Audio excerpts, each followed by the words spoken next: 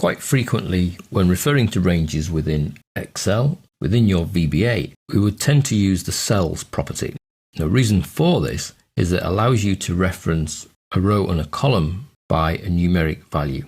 Because it's using a numeric value, we can then programmatically define those values, which allows us much more flexibility than using A1, A7, J35. For example, where we have our range A4 to H98, we could reference that slightly differently using the cells property. If I bring that value down here, instead we could say, right, it's the range object we want. You can see even the tooltip is suggesting using the cell property. So we're going to say cells 1, 1, which effectively is A1. So this is 1, 4 for A4. And then to reference the second value in our range, instead of putting a colon that we're used to putting here between the start and the end of a physical range, we put a comma and then use the cells property again to define the end point. So we need to know really where H falls as far as the letter goes. A, B, C, D, E, F, G, H is the 8th letter, comma 98, close brackets for the cells, close brackets for the range. Now you will find if I press return now, an equal sign is expected. The VBA is not happy with us just writing the range in that format. We have to be doing something with it. So for the purposes of making this work, we're going to assign a value of 84.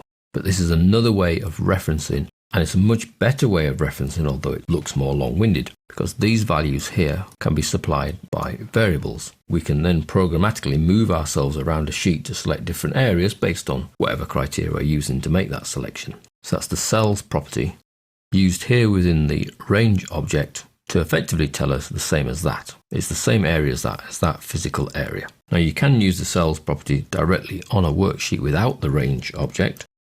So you could say worksheets, open brackets, sheet 2 dot cells, and you'd refer yourself to a set cell on that sheet. So if we want to refer to A1, we could just do 1, 1.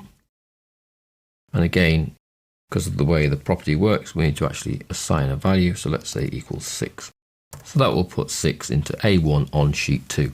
So this is not making use of the range object. This is using the cells property directly on the worksheet, which is an option, but you will tend to see it used here within the range object for dynamically assigning a range to then do something with.